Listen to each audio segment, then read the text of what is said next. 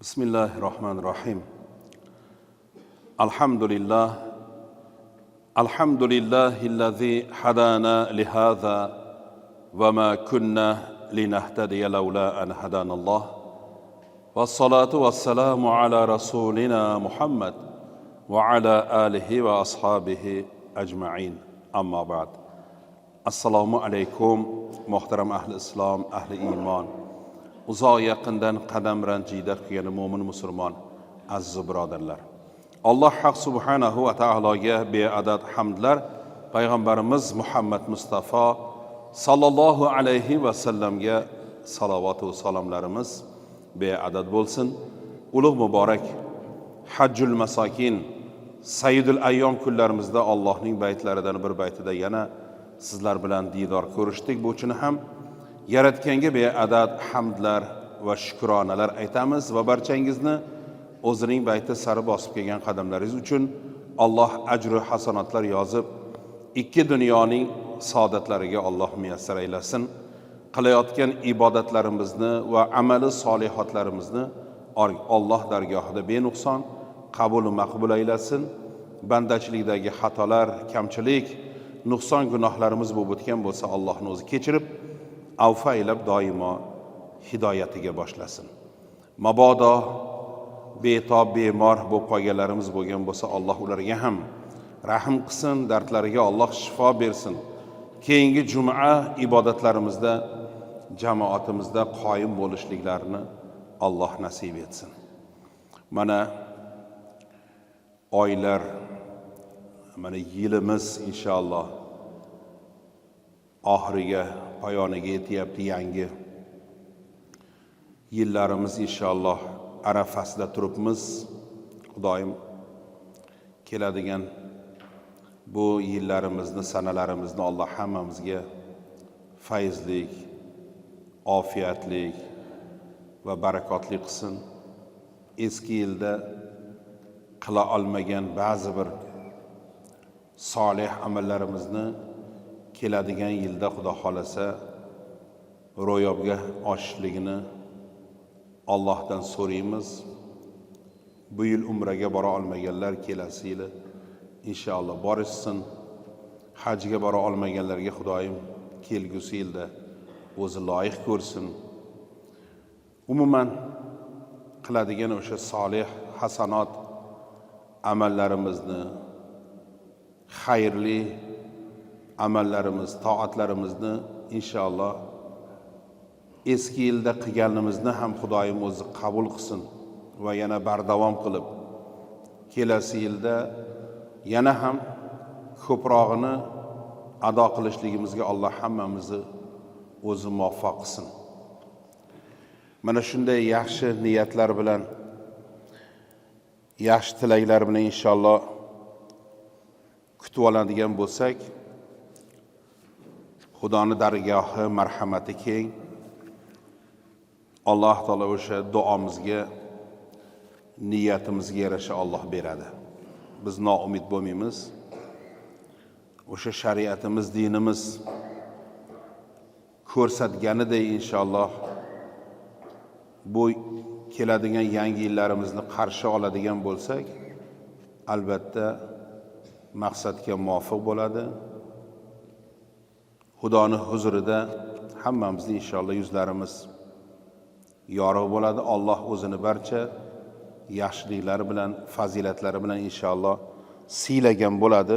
Har xil o'sha johilona ba'zi bir ishlarni, fe'llarni Xudoga shukr qilmaymiz, o'zimizni saqlaymiz. Bu borada biz namozxonlar boshqalarga inshaalloh o'rnak bo'lamiz. O'rnak bo'lishligimiz o'sha harom ishlarni, noshar'iy ishlarni qilmaslik bilan bo'ladi. Xudoyim o'zi hammamizni sabrimizni o'zi ziyoda qilsin. Bunday johilona harakat qiladiganlarni, odamlarni o'sha vahimaga soladiganlarga Allohim o'zi tavfiq bersin, hidoyat bersin. Avvalgi 10 yildan ziyod bo'lgan yillarga ortga qaraydigan bo'lsak, har xil nojo'ya harakatlar bo'lardi. Xudoga shukr, yildan yilga bu ishlar to'xtab, odamlar tushunib, anglab yetyapti. Yetmaganlarga Xudoyim diliga solsin. O'sha behudalikka sarf qilingan dunyosini oson yo'l bilan topmagan bu ishlar hammasi isrof ishlar bo'ladi. Agar ortiqcha bo'lsa, o'sha qiynalgan qarindosh, muhtoj bo'lgan qo'ni-qo'shni, farzandlarni ilmiga, ularni yeb ichish istiqomatiga sarf qilinadigan bo'lsa, ham u dunyo uchun ham, oxirat uchun ham manfaat keltiradi. Mana shu gaplar inshaalloh hammamizni qulog'imizda qolsin va farzandlarimizga ham yetkazib qo'ysak, foydasi hammamiz uchun bo'ladi. Bugungi mavzuimiz musulmon hayotida duoning ahamiyati, o'rni haqida to'xtalib o'tamiz. Har bir musulmon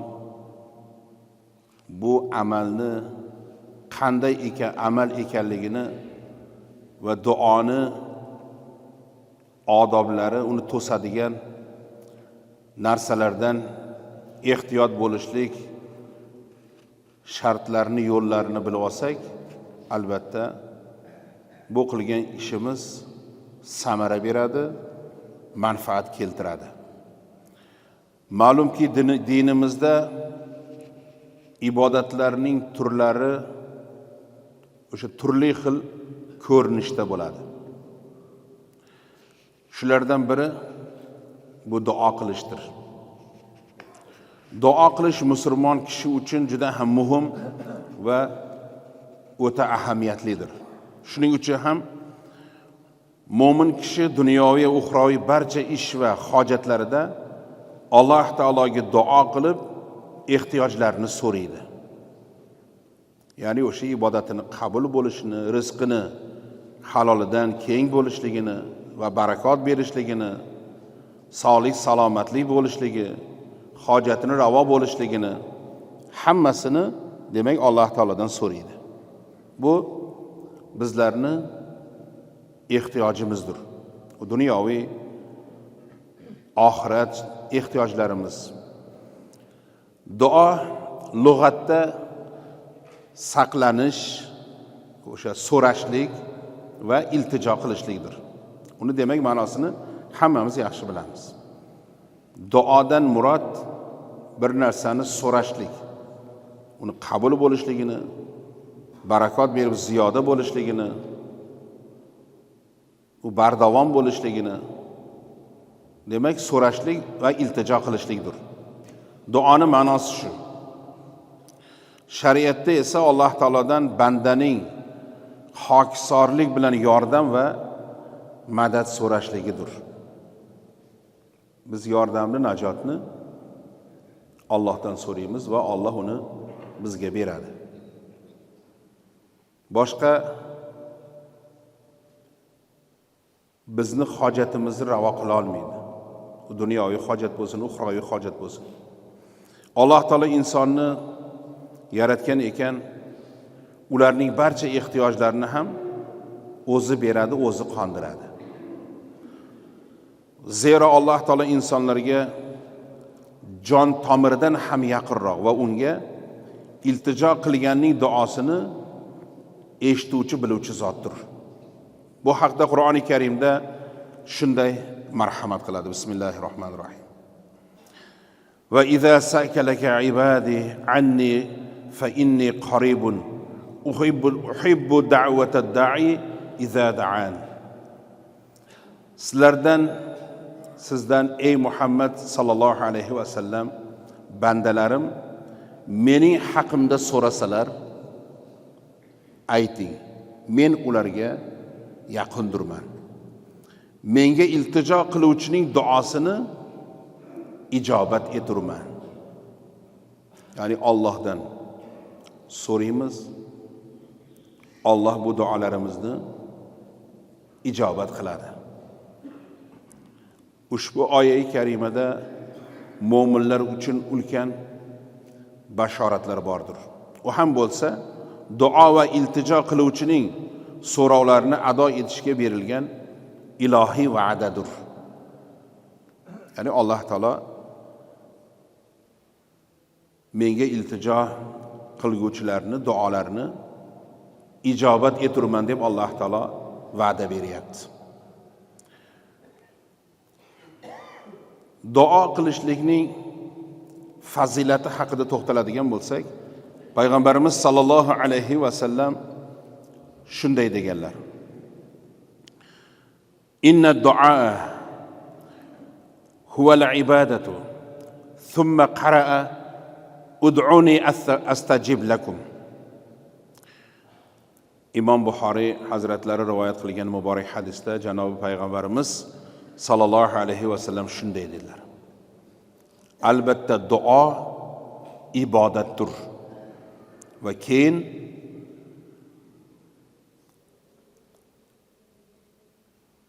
ud'uni astajib lakum. Mendan duo qilib so'ranglar, ijobat qilaman degan oyat-i karimani o'qidilar. Demak, bunisi davomi oyat-i karimadir. Ya'ni duo qilinglar va uni ijobat eturman. Allohdan so'raymiz, Alloh beradi. Demak, biz qancha ko'p duo qilsak, shuncha ko'p ibodat qilgan bo'lamiz. Demak, duomiz ham ibodat ekan. Ba'zi bir shu namoz o'qib, dunyoviy ishlariga, duoga, tilovatga ahamiyat bermay ketadiganlar bo'ldi. Ibodatdan, namozdan qutuldik. Endi ixtiyor o'zimizda deyishmasin. Mana shu joyini eshitsin. Duo nima ekan? Duo ibodat ekan. O'tirsin. 5 tur boring 10 daqiqasi shu ibodat uchun ketsa nima yutkazadi? Hech narsa yutkazmaydi. Aksincha qilingan duosini qabul bo'lishligini so'raydi. Xudoyim yana keyingi ibodatga yetkazsin deydi. Qancha hojatlarimiz bor, uni ravo bo'lishligini so'raymiz. Ijobat bo'lishligini so'raymiz. Tinchlik, ofiyatlik Xudodan so'raymiz. Qanday tashab ketishlik mumkin? Mayli tushunamiz. Agar u uchun bir to'xtab qoladigan zavodi bo'lsa, unday emas, hech narsa emas. Oddiy haydovchi bo'lishligimiz mumkin. Oddiy do'konchi bo'lishligimiz mumkin. Ozgina o'tirsak, bir ham ibodatni halovatini ham topamiz. Hozir so'ramasak, uni qachon so'raymiz? Shu namozdan keyin duolarni ijobat bo'lishlik va'dasi bo'lib turgan paytda so'ramasak, qachon? Do'konimizga borib yoki mashinamizga o'tirgandan keyin so'raymizmi? To'g'ri. So'raymiz, lekin bu joyda jamoat bilan Allohning baytida ko'pchilik bo'lib tilovati Qur'ondan keyin qiladigan duolarimizni ijobat bo'lishligini umid qilamiz. Bu fazilat bu. Ya'ni o'sha duo qilishlikning fazilati. Ko'pchilik aytadi-da. Domla aytsalaringiz bo'lmaydimi? Odamlar beparvo bo'ladi. Tilovati Qur'on o'qilinayotganda dopir-dopir shoshilib yurib ketishadilar. Duo qilib o'tirsa yelkamizni turtib ketadi, bizga og'ir botadi. Unga ozor berib qo'yishlikni o'zimizga ep ko'rmaymiz. Ayting, tushuntiring, namozxonlar shuna qiladimi degan gaplarni ko'p eshitamiz. Buni hamma imom aytadi. Mana joyi ham kelib turibdi hozir. Aynan buni aytmasak bo'lmaydi. Duo nima ekan? Duo ibodat ekan. o'zimcha qilaman, yolg'iz qilib olaman deyishimiz mumkin. Mayli. U yana fazilat ustiga fazilat bo'laveradi. Ortiqcha qilmaydi. So'raverish kerak.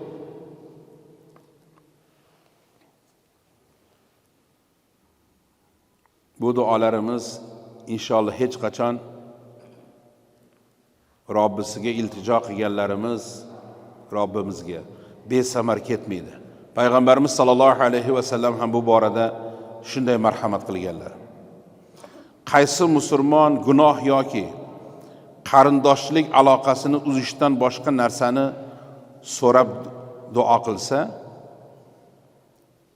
albatta Alloh taolo unga 3 narsadan birini albatta beradi dedilar. Uni birinchisi, uni duosi tezda qabul bo'ladi dedilar. Ikkinchisi, oxiratga zaxira qilib qo'yadi dedi. O'sha zahoti, shu dunyoning o'zida ham uni Alloh taolo qabul qilib so'raganini beradi va agar bermagan taqdirda ham ikkinchi jihati oxiratga uni zaxira qilib qo'yadi. Nima uchun ekan? Gunohga yoki ma'siyatga sabab bo'ladigan ish uchun qilinmagan duo bo'lsa, boya duoibat qilinmagan bo'lsa, bir yomonlik uchun, shu musulmonlar tinchligi buzilsin yoki bir balo kelsin, bir dard kelsin degan ma'noda emas. Beg'araz bo'lsa yoki qarindoshchilik rishtalarini uzishlik uchun bo'lmagan bo'lsa, bu ham muhim. Yoki uchinchisi, shu duo miqdorida undan biron yomonlikni qaytaradi, aritadi, ketkizadi. Xudoni rahmatiga, Allohni mehribonchiligiga, mag'firatiga sazovor bo'lishlik bu ulug' baxt bu.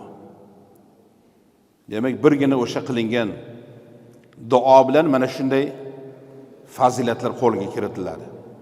Shunda sahobalardan birlari so'radilar. Unda biz ko'p bardavom duo qilaylik dedilar. Payg'ambar alayhisolatu vassalom aytdilarki, Allohning fazl va marhamati bundan ham ko'proqdir dedilar. Demak, Xudoni marhamati ko'p va cheksizdir. Bizni qilayotgan duolarimiz juda ham oz. Ko'p qilishligimiz kerak. Shuning uchun biz mo'min musulmonlar duo qilishligimizni ko'paytirib borishligimiz kerak. Zero duoning fazilati haqida payg'ambarimiz sallallohu alayhi va sallam yana shunday deganlar. Laysa shay'un akbara akrama alallohi min ad-du'ai. Imom Termiziy hazratlari rivoyat qilgan muborak hadisda janobi payg'ambarimiz sallallohu alayhi va sallam shunday deganlar. Alloh huzurida duodan ko'ra azizroq, qadrliroq narsa yo'qdir deganlar. Qarang ahamiyatini, fazilatini, darajasini, shunchalar ulug' ekanligini. Allohning huzurida duodan ko'ra azizroq, afzalroq, qadrliroq narsa yo'qdir dedilar. Qanday qilib namoz o'qigan odam duo qilmasdan chiqib ketishlikni o'ziga ep ko'rsa. Dar haqiqat bu bandaning Alloh bilan to'g'ridan to'g'ri muloqoti hamdir. Shuning uchun ham Alloh taolo duo qilguvchi bandasini yaxshi ko'radi va ularni o'z rahmatiga sazovor qiladi, yaqinlashtiradi. Shu bilan birga duo qilmaydigan bandalariga g'azab ham qiladi. Bu haqda payg'ambarimiz sallallohu alayhi va sallam shunday deganlar. Man lam yas'alillaha yag'zab alayhi. Buni ham, bu muborak hadisni ham Imom Termiziy rivoyat qilganlar. Kim Allohdan so'ramasa, Ya'ni Allohdan so'ramadi.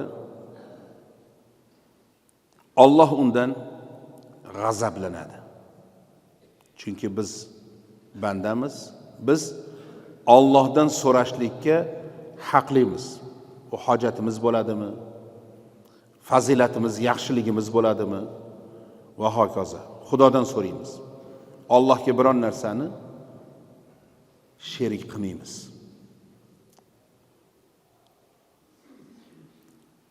Kim Allohdan so'ramasa, Alloh undan g'azablanadi.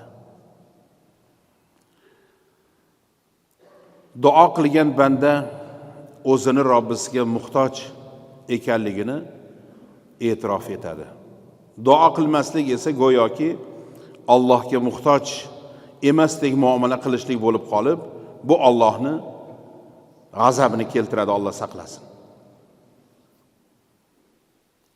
Demak, o'sha namoz o'qigan odam orqasidan uni qabulini so'rab duo qilishligimiz bu kerak ekan, muhim ekan. Chunki uni bir hayotiy misolga taqqoslaydigan bo'lsak, bir vazifani, ishni, xizmatni bajardingizda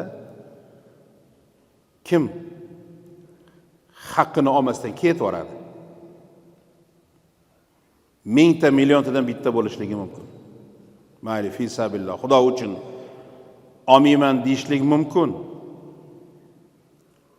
Lekin hammamiz uni qabul bo'lishligiga va qabul bo'lganda ham darajasi, mavqei baland bo'lishligiga, u uchun berilajak savoblarga, o'chiriladigan gunohlarimizni mag'firat bo'lishligiga hammamiz hali ehtiyojmandmiz. O'zi aslida tushungan bilgan odam uchun bunday qiyoslashimiz noo'rin ham bo'lishligi mumkin. Lekin aslida o'sha namozni bekamu ko'z ado qilgan inson orqasidan o'sha duosini ham qilsin. Duo qilish odobi bor. Duoni hamd va salovat bilan boshlashlik ham duo qilishlikni odoblaridan biridir. Ya'ni Allohga hamd aytib, Rasul Akram sallallohu alayhi va sallamga salovatlar aytib, so'ngida duo qilinadigan bo'lsa, inshaalloh bu duolar fazilatli va barakotli bo'ladi va ijobat bo'lishlikka inshaalloh loyiq bo'ladi. Ya'ni duoni boshlashda Allohga hamd va sano, payg'ambarimiz sallallohu alayhi va sallamga salovat va salomlar bo'lsin deyishlik va so'ngra hojatlarni Allohdan so'raydi. Zero muborak hadis sharifda payg'ambarimiz sallallohu alayhi va sallam shunday deganlar: agar sizlardan biringiz duo qilmoqchi bo'lsa, avvalo Allohni hamd va maqtovlar Allohga aytsin, so'ng Nabiy sallallohu alayhi va sallamga salovatlar aytsin. Keyin esa xohlagan duosini, hojatini so'rasin, duosini qilsin dedilar. Bu ham Imom Termiziy rivoyatlarida, muborak hadisda. Duoni mana shunday shaklda qilishlik, duoni ijobat bo'lishlikka albatta sabablardan biri bo'ladi. Duo qilishda ikki qo'lni ko'krak barobarida ko'tarishlik va duo so'raganida qo'lni yuziga surtishlik. Bu borada Soib ibn Yazid radhiyallohu anhu dan rivoyat qilgan hadisda shunday deyilgan: Anna Nabiy sallallohu alayhi va sallam kana idza da'a rafa'a yadayhi va masaha bihima wajhahu. Abu Dovud rivoyat qilgan muborak hadisda Nabiy sallallohu alayhi va sallam duo qilganlarida ikki qo'llarini ko'tarib va uni yuzlariga surtar edilar dedilar. Demak, duoni va qo'llarni qay holatda va ko'targandan keyin duoni aytib bo'lgandan keyin yuzga o'sha masx qo'yishligi, ya'ni yuziga siypalab qo'yishligi, bu ham demak Rasulullohimizning muborak sunnatlari bo'ldi. Ba'zi birlar uni kayfiyat haqida tortishib qoladi. Ba'zi birlar aytadi, shunday pichirlab duo qilib ketaver degan so'zlarni aytadiganlar ham bor. Yoki qo'lni o'sha ko'tarishlik holatlarida bahs munozaralar bo'lib qoladi. Bizlarni o'sha ulug'larimiz, mazhab boshlarimiz o'sha ko'rsatib o'tganlaridek sunnatga muvofiq tarzda bu ishlarimizni ado qiladigan bo'lsak, buni ichida ham sunnat bor, ham odob bor, ham mustahab bor, ham bu holat bilan o'sha kamtarlik bor, mutavozilik bor, xokisorlik bor. Demak, hammasi ichida mujassam. Buni ijobat bo'lishligidan demak hammamiz umid qilamiz. Duodan keyin qo'llarni yuzga surtishlikni o'sha sunnatga muvofiq ekanligiga dalil bo'luvchi yana bir hadis sharifda Hazrati Umar ibn Hattob roziyallohu anhu dan aytiladi. Kana Nabiy sallallohu alayhi va sallam idza madda yadayhi fi du'a lam yarudduhuma hatta yamsaha bihima wajhahu.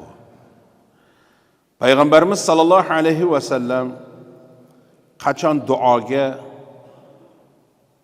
o'sha ikki qo'llarini cho'zsalar, ochsalar, ularni yuzlariga surtmagunlarigacha qaytarmas edilar dedilar. Buni ham Imom Termiziy hazratlari rivoyat qilganlar. Ya'ni qo'llarni xuddi o'sha bizlarni ota-bobolarimiz qanday kayfiyatda tutgan ushlagan bo'lsalar, ya'ni o'sha ko'krak barobarimizda payg'ambarimiz sallallohu alayhi va sallam ham shunday qachon qo'llarini duoga ochgan bo'lsalar, uni shunday tashab qo'ymaganlar. Demak, yuzlariga shunday bizga o'xshab Fotiha tortganlar. Bu ishni qilsak, hech qanday demak xato yoki shubha yoki g'alati bo'lmagan bo'ladi. Har xil boyaginday fitnalarni keltirishlikka sababchi bo'lib qolmaymiz.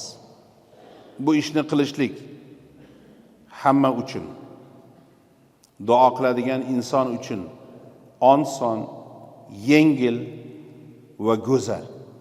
Buni bemalol faxr bilan, buni sunnat deb ixlos bilan ado qiladigan bo'lsak, inshaalloh bu duolarimiz yurakdan qilingan duolar, inshaalloh so'rovlarimiz hammasi inshaalloh ijobat. Ushbu dalillar ma'nosini ta'kidlab keladigan ma'lumotlar o'sha fiqhiy masala kitoblarimizda juda ham ko'p. Lekin ming afsuslarimiz bo'lsin, oxirgi vaqtlarda ba'zi har xil o'sha oqim tarafdorlari duo qilishlikda qo'l ko'tarilmaydi, qo'llar yuzga surtilmaydi kabi noto'g'ri o'sha fitnaga sabab bo'ladigan gaplarni tarqatib, yoshlarimizni chalg'itib ham qo'yishadilar. Demak, biz chalg'imaymiz, bizni yo'limiz to'g'ri, uni topganmiz. Shu ixlosimizga yarasha ajrini ham, savobini ham inshaalloh yaxshiliklariga ham erishamiz. Xalqimizning o'sha ma'naviy hayotida o'sha duo shu qadar chuqur ildiz otganki, hatto mustabid o'sha sovet tuzumining ateistik bosimi davrida ham bu ezgu odatlardan hech qachon voz kechilmagan. Misol uchun dasturxon ustida yig'ilganda va undan turish oldidan yoki safarga otlanish vaqtida yoki yoshi ulug'lar o'sha Allohdan xayr va baraka so'rab duoi fotihalar albatta qilinib kelingan. Har qanday muhim ishni, bir yangi imoratlarimizni qurishlik vaqtlarida yoki bir o'sha xayrli to'ylar oldidan yoki dehqonchilik ishlarimiz oldidan yoki yakunida bizni har bir harakatimiz duo bilan boshlanib, duo bilan albatta alhamdulillah yakunlangan. Bu odat bizni har bir ishimizning o'sha muvaffaqiyatli va xayr barakasini faqatgina Alloh taolodan deb bilishimizni albatta anglatadi. Afsuski bu go'zal odat turli o'sha yot g'oyalar ta'sirida suslashtirishlikka uni harakatlar bo'lib turadi. Lekin bundan biz chalg'imaymiz. Aslida barchamiz milliy va diniy qadriyatlarimizning o'sha ajralmas bir qismi bo'lgan duo odatini qayta tiklashligimiz va farzandlarimizga o'rgatib qo'yishligimiz ham bugungi kunni eng muhim vazifalaridan biridir. Duo qilishda og'izdan chiqayotgan lafzlarni qalbi bilan tasdiqlab, ixlos bilan o'sha duo qilishlik albatta lozim bo'ladi. Ammo tili Allohdan hojatlarini so'rasa-yu qalbida boshqa xayol, o'y, masalalar bo'ladigan bo'lsa, duoni ijobati qiyin bo'ladi. Chunki bu haqda ham payg'ambarimiz sollallohu alayhi va sallam marhamat qilganlar. Allohga duo qilinglar va duolaringiz ijobat bo'lishligiga chin dildan ishoninglar. Bilinglarki, Alloh g'ofil va beparvo qalbdan chiqqan duoni qabul qilmaydi dedilar. Shuning uchun duo qilishlikda xushyor, e'tiborli bo'lishligimiz kerak. Nima uchun duo qilayotganligimizni bilishligimiz kerak. Hayolimizni, o'yimizni jamlashligimiz kerak. Qalbdan, yurakdan chiqadigan bo'lsa, inshaalloh bu albatta ijobati oson bo'ladi. Alloh tabaraka va taolo barchalarimizni bu duoga bo'ladigan amallarimizni Alloh o'zi bardavom qilsin. Ixloslarimizni ziyoda qilsin va Imom Muslim rivoyat qilgan bir hadis bilan mav'izamizni intiho qilamiz va bunga kelajakda hammamiz amal qilib borishligimizni Alloh barchamizga nasib etsin. Qatoda roziyallohu anhu, Anas ibn Malik roziyallohu anhudan payg'ambarimiz sollallohu alayhi va sallam eng ko'p aytadigan duolari qaysi edi deb so'raganlarida Anas ibn Malik roziyallohu anhu shunday deb javob berdilar. Kana nabiy sollallohu alayhi va sallam Allohumma robbana atina fid dunya hasana va fil oxirati hasana va qina azaban nar. Ya'ni payg'ambarimiz sollallohu alayhi va sallam robbana atina fid dunya hasanani demak, ya'ni Robbimiz bizga bu dunyoda ham, oxiratda ham yaxshilik bergin va bizni do'zax azobidan saqlagin deb duo qilar, ko'p duo qilar edilar deb marhamat qildilar. Imom Muslim rivoyatlarida muborak hadisda. Demak, bu duoni alhamdulillah qo'limizdan kelgancha hammamiz har namozlarimizda, har duolarimizda inshaalloh qo'shib duo qilamiz. Buni fazilati nihoyatda cheksiz. Chunki dunyoda ham Allohim yaxshiliklar ato etgin, siylagin, oxiratda ham yaxshiliklar bergin, yaxshiliklar bilan siylagin. Alloh jahannam azobidan saqlagin degan duoni inshaalloh fazilati nihoyatda ulug'dir. Alloh tabaraka va taolo barchamizni ixloslarimizni ziyoda qilsin, solih amallarimizni o'zi qabul aylasin va bardavom qilsin. Endi kech kelganlar uchun ham bir eslatib qo'ysak yaxshi bo'ladi. o'zi aksariyat namozga vaqtli kelgan odamlar shoshib, har qancha agar ishlari biznikidan va sizlarnikidan ko'p bo'lsalar ham masjidni odobiga rioya qilib, ibodatni halovatini topib ketadilar. Aksariyat kech kelib vaqtli ketib qoladiganlarga taalluqli bu so'zimiz. O'sha mana odamlarda taklifi ko'p bo'lardi. Mana bugun shuni aynan vaqti ekan. O'sha duoga e'tibor bermaydiganlarga ayting, ozgina o'tirsin ular ham. Ular namozxonlar-ku nima uchun bu gapimizni quloqlariga olishmaydi yoki duoni savobi ulug' ekanligini, fazilati, darajasi ulug' ekanligini bilishmaydimi? Yetkazib qo'ying deb ko'p namozxonlarimizdan eshitardik.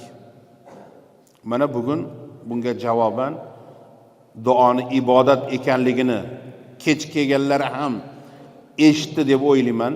Eshitmagan bo'lsalar, eshitganlarimiz inshaalloh yetkazib qo'yamiz. Bundan keyiniga agar uzrli sabab bo'lmagan bo'lsa, bemalol o'tirib duoni qilib, bu qilingan namoz, bu ham vazifa, bu xizmat, Alloh uchun bo'layotgan xizmat. Bu uchun endi o'zimizni ehtiyojlarimiz bor, uni qabul bo'lishligini Xudodan so'raylik. Barakotini Allohdan so'raylik, yana bardavomligini Xudodan so'raylik. Qancha o'zimizning ehtiyojlarimiz bor, dunyoviy, oilaviy ehtiyojlarimiz bor. Bemorlarimizga shifolarni so'raylik. Hojatlarimizni ravo bo'lishligini so'rab, duolarni qilib, tilovati Qur'onlarga quloq tutib ketadigan bo'lsak, inshaalloh aytilgan barcha fazilatlarga inshaalloh dohili muyassar bo'lamiz. Bu ishlarimizga inshaalloh amal qilishligimizni Alloh hammamizga o'zi oson qilsin, yengil qilsin.